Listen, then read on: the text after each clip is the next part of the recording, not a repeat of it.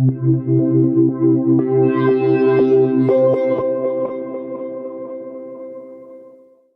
Happy Death by Albert Camus. Literary Quotes.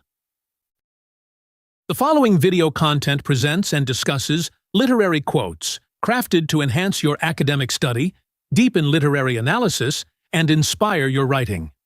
If you're interested in Albert Camus's philosophy quotes, click the link below or explore our channel's philosophy series. Albert Camus's A Happy Death offers a rare glimpse into the early creative mind of the author, written before his acclaimed novel, The Stranger. Through the protagonist, Patrice Meursault, the novel explores themes that would recur throughout Camus' later work: the pursuit of happiness, existential freedom, and the confrontation with mortality. Set against vivid backdrops that evoke the beauty of Algeria and the cold alienation of Central Europe, the novel reflects Camus's philosophical musings on life, death, and what it means to truly live. The protagonist's journey becomes an intimate reflection of Camus's own struggles and joys, echoing his love of the sea and sun, as well as his complex relationships with people around him. Quote 1. I am doing away with only half a man. It need cause no problem. There is more than enough here to pay off those who have taken care of me till now. Please use what is left over to improve conditions of the men in death row. But I know it's asking a lot. Zagreus's statement, written in his final note, conveys his pragmatic and somewhat resigned view of his own life and fate, acknowledging his physical disability. The quote reveals his intent to alleviate the suffering of others, even in his last act, suggesting a complex character who, despite planning his own end, considers the welfare of death row inmates. This consideration points to his empathy and his desire to make a meaningful impact, even posthumously. His acknowledgement that his request might be asking too much reflects an understanding of the limitations and indifference of society towards marginalized individuals. Quote 2. Everything in Meursault fell silent. He sneezed a third time and shivered feverishly. Then he hurried away without glancing around him, the suitcase creaking, his footsteps loud on the road. This moment captures Meursault's acute sense of isolation and alienation following the act of killing Zagreus. The silence around him underscores his solitude, and possibly his regret or resignation. His physical reactions, sneezing and shivering, could symbolize a subconscious revolt against his actions or a sudden awareness of his vulnerability. The loudness of his footsteps and the creaking suitcase amplify the weight of his guilt, making his departure from the scene a vividly drawn picture of a man both fleeing and unavoidably connected to his deed. The description evokes a sensory and psychological depth, illustrating how Meursault is engulfed by his environment and the enormity of his actions. Quote 3. The day split open down the middle, crushing the docks under the burden of its heat. This vivid description encapsulates the oppressive heat of a summer day, personifying the day itself as a force that physically impacts the environment. It conveys the intensity of the sun and its effects on the workers and the physical landscape, creating a tangible sense of exhaustion and struggle.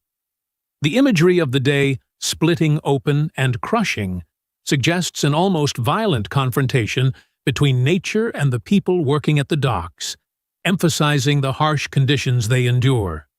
This serves to set the scene for the following events and underscores the physicality and immediacy of their laborious work. Quote 4. Serves him right, Meursault said. Oh, you can't be a bastard in life. This guy took it while he had it, and he was right. Almost 1,000,000 francs he had. Now, if it had been me. In this exchange, Meursault reflects on the transient nature of success and fortune, acknowledging the inevitability of life's ups and downs. His reaction to the story of a man who lost his wealth, serves him right, illustrates a certain stoicism and perhaps a schadenfreude that highlights his detached and existential outlook. This moment reveals Meursault's philosophy of making the most of the good times without pretensions or false dignity, as he fantasizes about what he would do if he had wealth.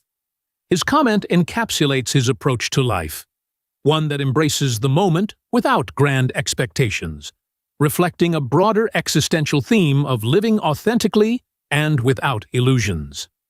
Quote 5. Another Sunday shot, Meursault said. Meursault's succinct comment captures a recurring theme of existential indifference and resignation to the routine and sometimes monotonous flow of life. This phrase reflects his perception of time as fleeting and often wasted, encapsulated in a day that ends without significant events or accomplishments. It underlines a broader existential malaise, where days blend indistinguishably into one another, each marked by the quiet despair of unrealized potential and the ceaseless passing of time. This kind of statement characterizes Meursault's disengagement from the societal norms that dictate how one should value time and experiences, pointing instead to a personal struggle with finding meaning in the everyday. Quote 6. Do you have to know? No, Meursault said. This brief exchange reveals much about Meursault's relationship dynamics and his approach to personal connections. It highlights his sometimes apathetic yet curiously detached stance towards knowing deeper details about others, suggesting a complex interplay between desire for knowledge and the resignation of its potential impact. This dialogue encapsulates his existential questioning of the necessity and burden of knowledge, portraying his interaction with Martha as a microcosm of broader social interactions. Meursault's response reflects his internal conflict between curiosity and the preference to remain unaffected by deeper emotional entanglements, suggesting his overarching desire to avoid the discomfort that often accompanies closer personal scrutiny. Quote 7. I feel like getting married, or committing suicide, or subscribing to l'illustration. Something desperate, you know. Meursault's statement reveals his feeling of utter disorientation and his craving for drastic change. He uses contrasting options like marriage, suicide, or subscribing to a magazine, each a symbolic gesture towards life, death, or the mundane, to articulate his restless, almost absurd need for something to break the monotony of his existence. The juxtaposition of these options highlights the existential crisis he faces, the desire to escape his current dissatisfaction by taking any action, however contradictory or meaningless. This moment encapsulates Meursault's search for purpose amidst the pressures of conventional life, expressing both a humorous resignation and an underlying despair at the lack of fulfillment. Quote 8. You know, a man always judges himself by the balance he can strike between the needs of his body and the demands of his mind. This insight from Zagreus underscores the internal conflict that many individuals face between physical desires and intellectual aspirations. It emphasizes the importance of balance in achieving personal satisfaction, with Meursault seemingly at odds with this equilibrium. Zagreus's statement is significant in that it defines part of Meursault's struggle, as he feels torn between his unfulfilled needs and his aspirations for a more meaningful existence. The idea that one judges oneself by such a balance touches on the existential theme of self-awareness, pointing to the core of Meursault's dissatisfaction, his inability to harmonize his physical life with his intellectual and emotional expectations. Quote 9.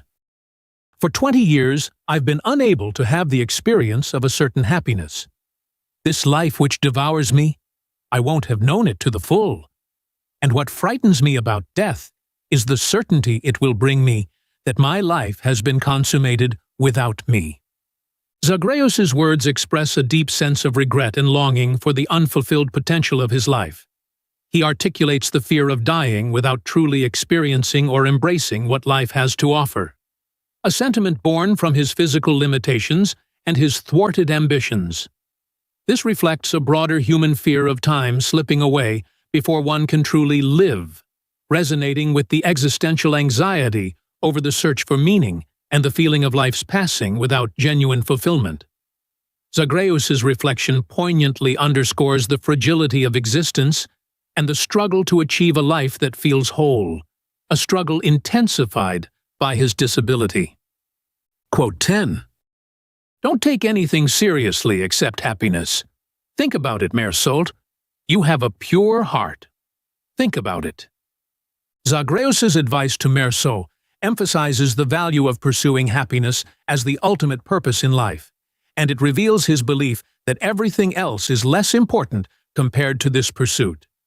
He urges Mère Sault to focus solely on finding joy and fulfillment, discarding the burdens that society places on seriousness. By calling Mère Sault's heart pure, Zagreus points out a quality he perceives as crucial for experiencing genuine happiness. This statement underscores the existential theme that happiness is a deliberate choice, despite life's challenges. Zagreus's insistence encourages Mère Sault to strip away unnecessary complexities and confront his own potential for joy, urging a deeper introspection on what it means to truly live. Quote 11. Now, as whenever he found himself confronting a brutal manifestation of life, Mère Sault was powerless, filled with respect for that animal pain. This reflection on Mère Sault's reaction to Cardona's grief shows his struggle when facing raw, uncontrollable human emotions.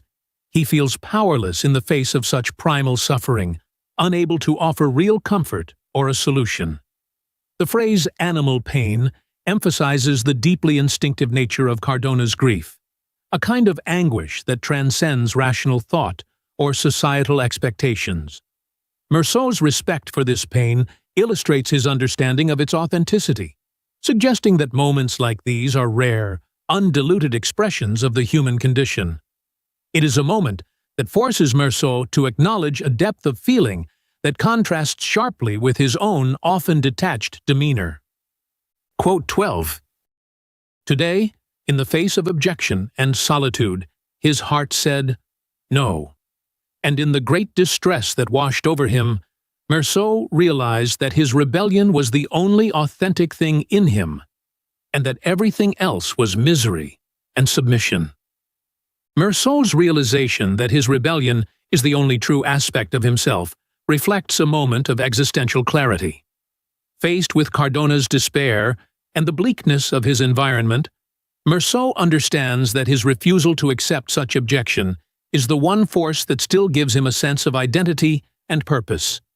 This rebellion becomes a symbol of his defiance against a meaningless existence, highlighting the existential struggle between submission to life's suffering and the fight to create one's own meaning.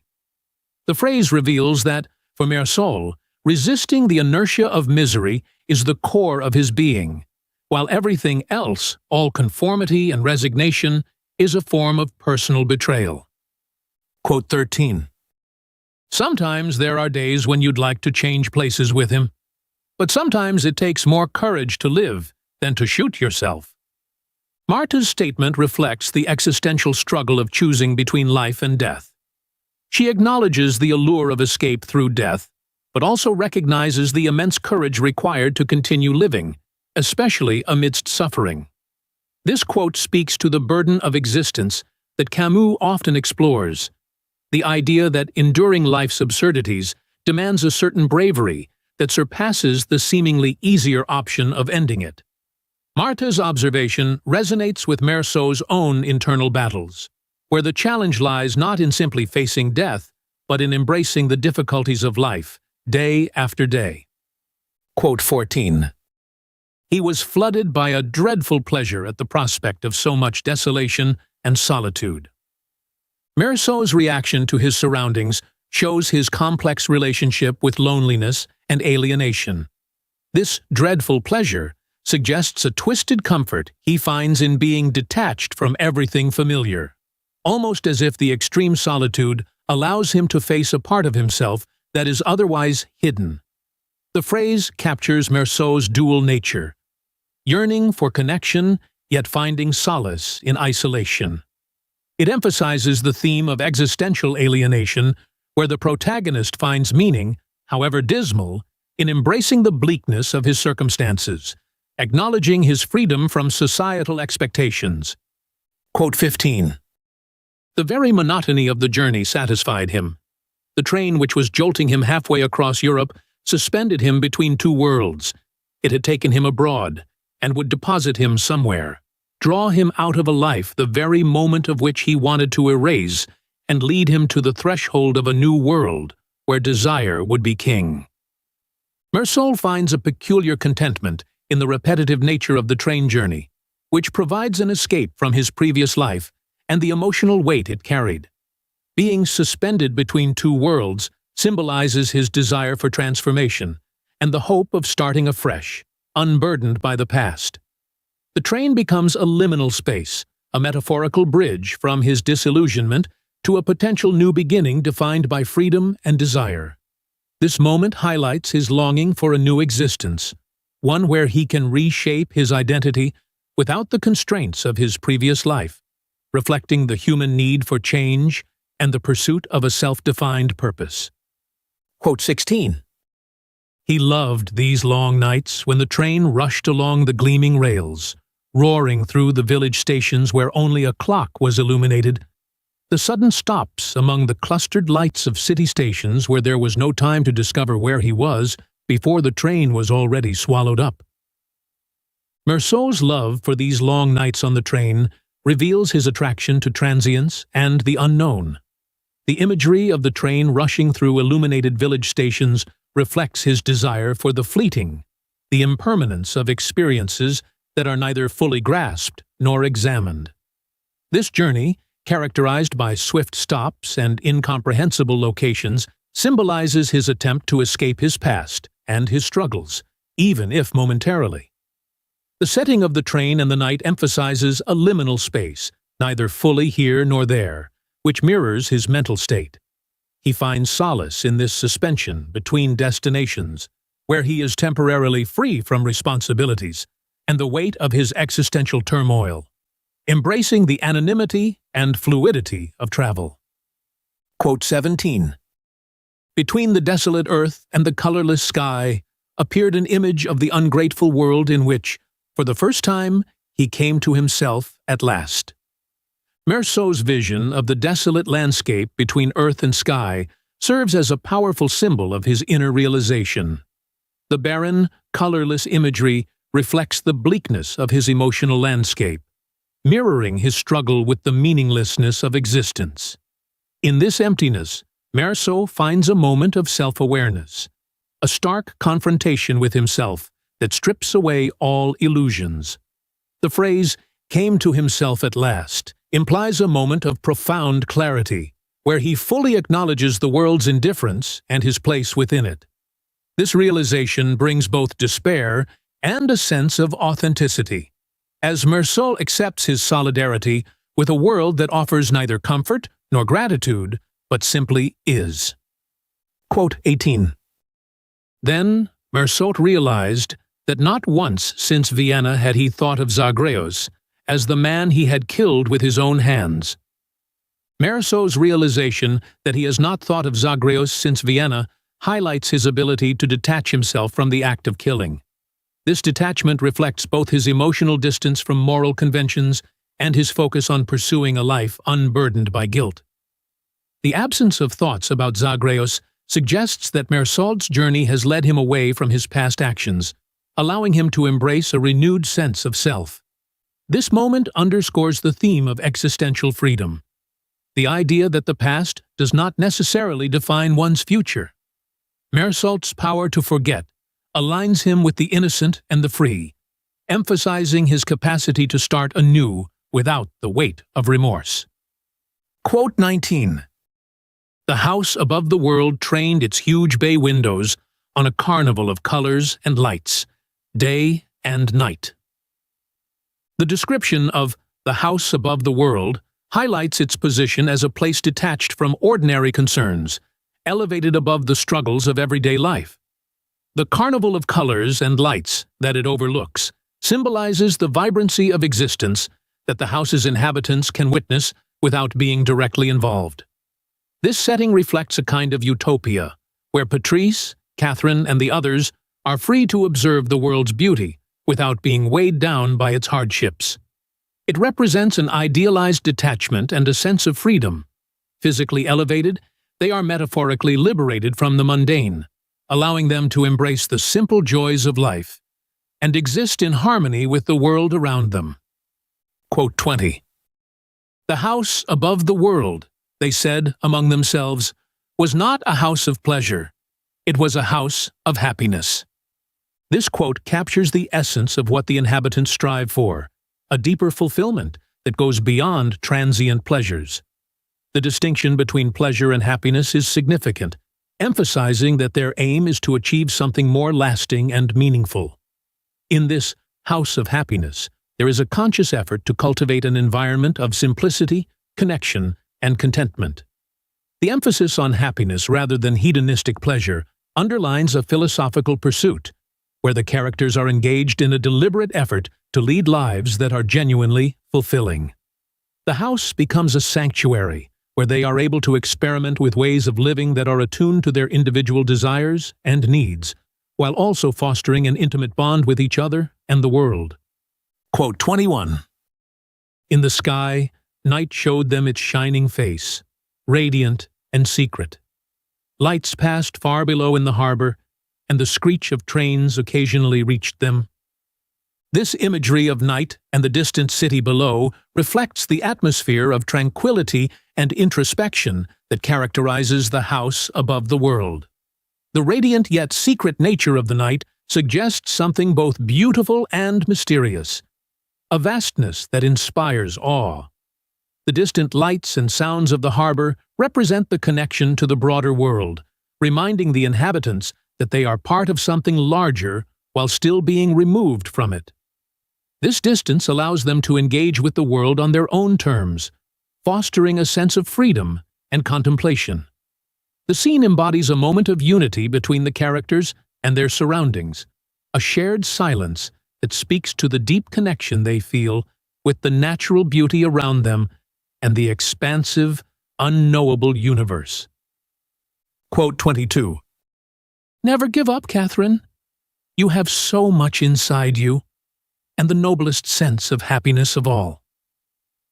Meursault's words to Catherine reveal his perception of her potential and the depth of her character. He encourages her to seek happiness within herself rather than relying on external sources, particularly a man.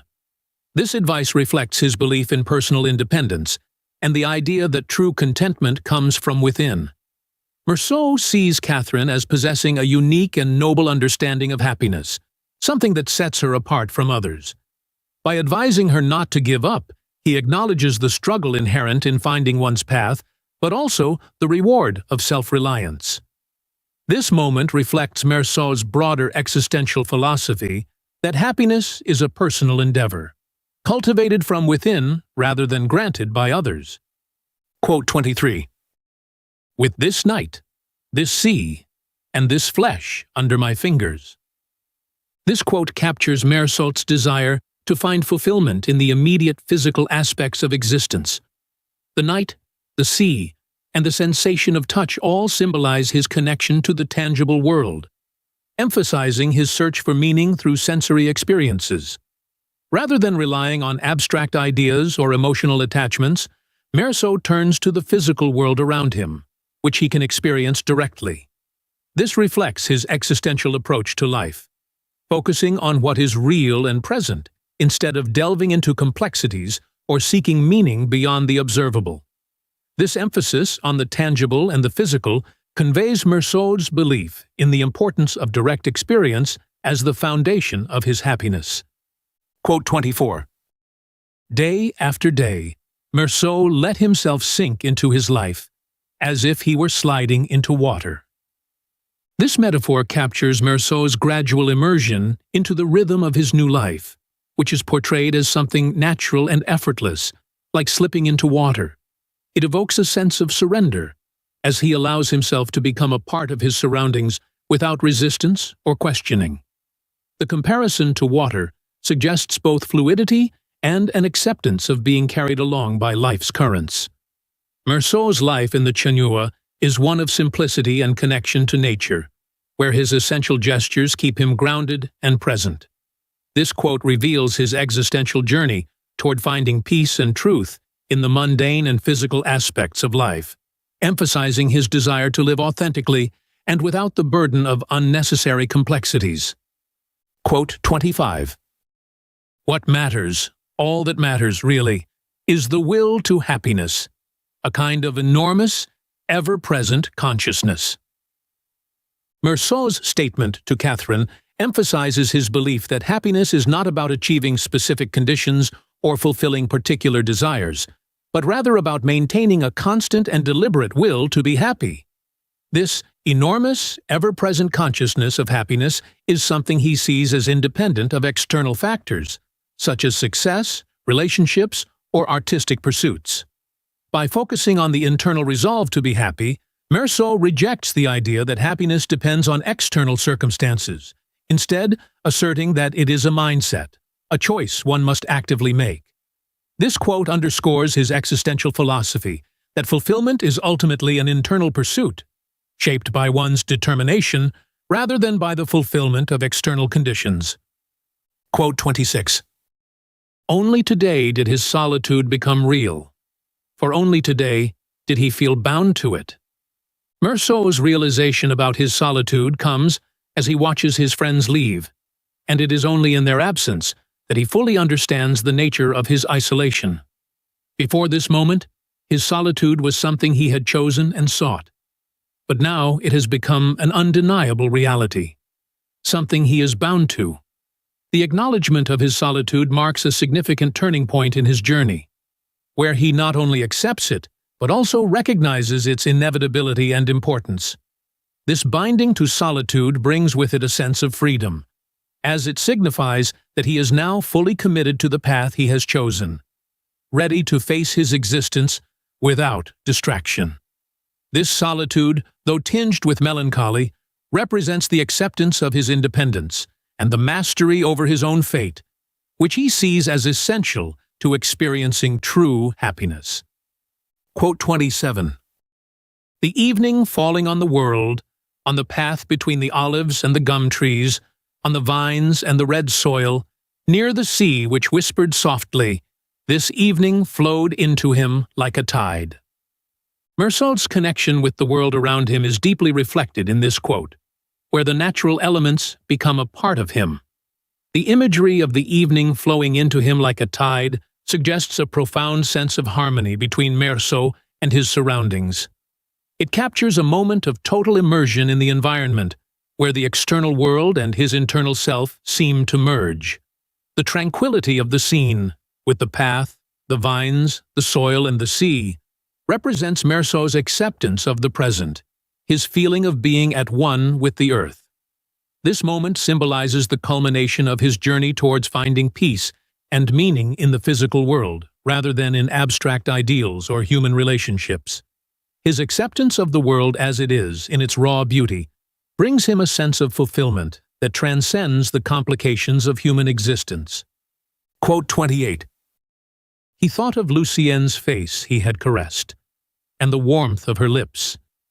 The moon poured its long, straying smiles like oil on the water's smooth surface. The sea would be warm as a mouth, and as soft, ready to yield beneath a man's weight.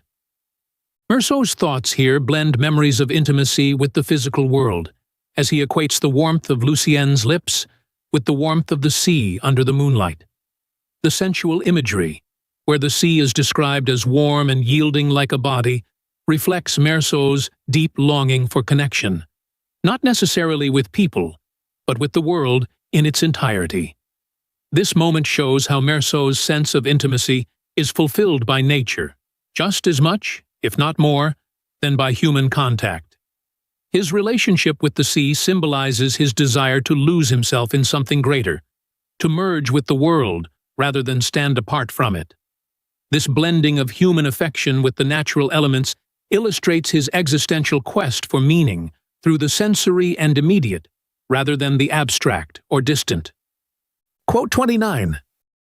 For he had played his part, fashioned his role, perfected man's one duty, which is only to be happy. Meursault reflects on his life with a sense of fulfillment, believing that he has succeeded in his most important task, finding happiness. His acknowledgement of this duty as the primary aim underscores his existential belief that life's purpose lies in the pursuit of personal contentment, free from external obligations or moral judgments. Meursault's sense of accomplishment comes not from adhering to societal norms, but from embracing his own desires and living authentically. By fashioning his role in life with the sole objective of being happy, he has fulfilled what he believes is his singular purpose. This statement captures the core of his philosophy, that happiness is the highest achievement, and that living consciously and fully is the only real goal worth striving for. Quote 30. The new day was cool, filled with the sound of birds. The sun rose quickly, and in a single leap was above the horizon. The earth was covered with gold, with warmth. This opening imagery portrays a vivid and almost triumphant beginning of the day, emphasizing the beauty and power of the natural world.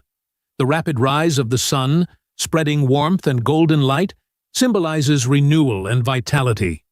For Meursault, this setting represents both the continuity of life and the transient moments of peace that he finds in nature. The descriptions of light, warmth, and the presence of birds illustrate the harmony between Meursault and his surroundings, emphasizing how deeply he is affected by the beauty of the natural world. This imagery serves to highlight Meursault's sense of connectedness to the environment and his desire to live fully, appreciating every moment of existence that aligns with his pursuit of happiness. Quote 31. In a minute, in a second, he thought. The ascent stopped, and stone among the stones, he returned in the joy of his heart to the truth of the motionless worlds. Meursault's reflection here captures the profound acceptance of his own mortality, finding solace in the inevitability of death. The phrase, stone among the stones, symbolizes his merging with the natural world, indicating his readiness to become a part of something larger and more permanent. His ascent stopping marks a moment of realization and surrender, where he acknowledges the timelessness of existence and his own small part within it. The joy of his heart suggests that he finds genuine contentment in this understanding, embracing the motionless, unchanging nature of the world around him. This acceptance of death as a natural and even joyful conclusion to life is central to Meursault's pursuit of a happy death, underlining the existential theme of finding peace in the face of life's ultimate end. Quote 32. Happiness, too, is a long patience, and time is the need for money which robs us of it. Time can be bought. Everything can be bought. To be rich is to have time to be happy when one is worthy of being so. This quote encapsulates the central philosophy that Meursault derives from Zagreus, the idea that happiness is intrinsically tied to having the time to enjoy life. In this view, wealth becomes not an end in itself, but a means to gain the freedom necessary for true contentment. Meursault recognizes that in order to achieve happiness, one needs time that is often consumed by the demands of survival and work.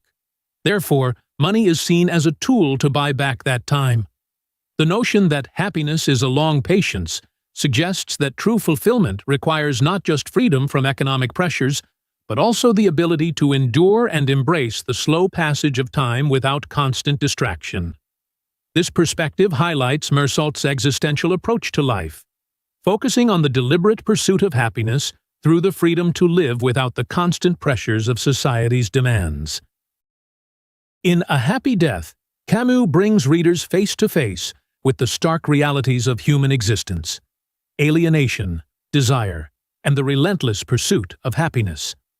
Patrice Meursault's journey ultimately reveals that to achieve a happy death, one must learn to live authentically, embracing both the beauty and the suffering inherent in life. This early work not only foreshadows Camus' later existential thought, but also reminds us that the pursuit of happiness, no matter how fraught, is what gives life its deepest meaning. Through Meursault's experience, Camus leaves us with a haunting yet profound reflection on the nature of existence.